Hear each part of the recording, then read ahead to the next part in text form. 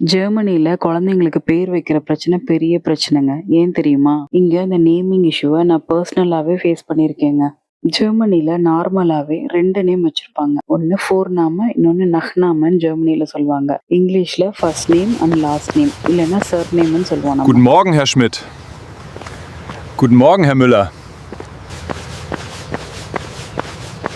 நம்ம ஊர்ல இந்த சர்நேம் கலாச்சாரமே கிடையாது. வெறும் ஃபர்ஸ்ட் நேம் மட்டும்தான். சர்நேமோ இல்ல லாஸ்ட் நேமோ கேட்டா நம்ம டிஃபால்ட்டா நம்மளோட அப்பா பேர் எழுதிருவோம். ஜெர்மனில மோஸ்ட்லி நம்மள ஃபர்ஸ்ட் நேம் சொல்லி கூப்பிடவே மாட்டாங்க. லாஸ்ட் நேம் இல்லன்னா சர்நேம் யூஸ் பண்ணி தான் நம்மள கூப்பிடுவாங்களே. இதுல என்ன பிரச்சனை ஆயிடுச்சுன்னா, எனக்கு ஜெர்மனில தாங்க குழந்தையே பிறந்தது. ஸோ குழந்தைக்கு என்ன பண்ணிட்டாங்க அப்படின்னா, டிஃபால்ட்டா அவங்க அப்பாவோட சர்நேம், அதாவது அவங்க தாத்தா நேம டிஃபால்ட்டா அவங்களே குழந்தையோட ஃபேமிலி நேம் லாஸ்ட் நேமா எடுத்துக்கிட்டாங்க. இந்த இஷ்யூவை நான் மட்டும் இல்லைங்க, இந்த மாதிரி நிறைய இந்தியன்ஸ் ஃபேஸ் பண்ணியிருக்கிறதா என்னோட ஃப்ரெண்ட்ஸும் சொல்லியிருக்காங்க. பர்த் சர்டிஃபிகேட் வாங்குற டைம்ல நம்மள கேட்குறாங்க, என்ன அம்மாவோட சர்நேம் வந்துட்டு பின்னாடி வரணுமா இல்லை அப்பாவோட சர்நேம் வந்து பின்னாடி வரணுமான்னு சொல்லி நம்ம கிட்ட கேட்குறாங்க. ஆனால் நாங்கள் வந்து எக்ஸ்பிளைன் பண்ணுறோம். ஸோ இந்தியன் கல்ச்சரில் எங்களுக்கு சர்நேம் கிடையாது, நாங்கள் ஃபாதர்ஸ் நேமை தான் வந்துட்டு சர்நேமாவாக யூஸ் பண்ணிட்டு இருக்கோம். ஸோ அதனால என் குழந்தைக்கு என் குழந்தையோட அப்பா பேர் தான் சர்நேமா வரணும்னு சொல்றதுக்கு அவங்க வந்து அதை அக்செப்ட் பண்ணிக்கல. ஒன்று அம்மாவோட சர்நேம் வந்துட்டு பின்னாடி போட முடியும், இல்லைன்னா அப்பாவோட சர்நேம் ஆட் பண்ண முடியும். ஃபர்ஸ்ட் நேம் வந்து எங்களால சர்நேமா ஆட் பண்ண முடியாது அப்படின்ற மாதிரி சொல்லிட்டாங்க.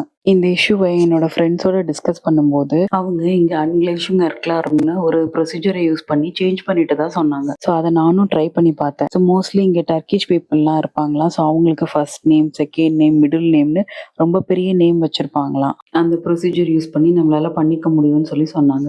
நானும் என் ஹஸ்பண்டோட ஃபர்ஸ்ட் நேமை வந்துட்டு என் குழந்தைக்கு வந்துட்டு சர்நேமா ஆட் பண்ணிக்கிறேன் விரும்புறேன் அப்படின்ட்டு சொல்லும்போது எக்ஸ்பிளைன் பண்ணேன். அவங்க ஆனால் அதை அக்செப்ட் பண்ணிக்கல. அவங்க என்ன சொல்லிட்டாங்கன்னா, டர்க்கிஷ் பீப்புள்ஸ்க்கு வந்துட்டு சர்நேமே கிடையாது.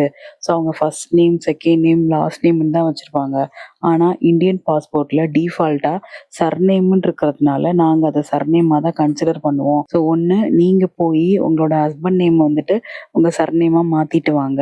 அதுக்கப்புறம் வேணா உங்களோட செகண்ட் நேமை வந்துட்டு குழந்தை கொடுக்க முடியுமே தவிர, இப்போ எங்களால் அப்பாவோடையோ இல்லைன்னா அம்மாவோட சர்நேம் என்ன இருக்கோ அதை தான் எங்களால் கொடுக்க முடியுன்ற மாதிரி சொல்லிட்டாங்க. இதுக்கு இன்ன வரைக்கும் எனக்கு ஒரு சொல்யூஷனும் கிடைக்கலங்க. இப்போ நான் இந்தியாவில் போய் என்னோட சர்நேம் மாத்துறதுங்கிறது ஈஸியான ஜாப் கிடையாது. இதுக்கு உங்களுக்கு யாராவது ஒரு சொல்யூஷன் கிடைச்சிச்சு அப்படின்னா எனக்கு மறக்காம கமெண்ட்ல சொல்லுங்க, நானும் தெரிஞ்சுக்கிறேன். இல்ல இந்தியால போய் நேம் சேஞ்ச் பண்றது ரொம்ப ஈஸி நீங்க நினைச்சீங்கன்னா அதுவும் எனக்கு வந்து கமெண்ட்ல சொல்லுங்க. இந்த இஷ்யூ பத்தி உங்களோட ஒப்பீனியனையும் கமெண்ட்ல வந்து கமெண்ட் பண்ணுங்க. நீங்க ஜெர்மனில இருந்து யாராவது இதுக்கு ஒரு சொல்யூஷன் கண்டுபிடிச்சிருந்தீங்கன்னா மறக்காம எனக்கு சொல்லுங்க.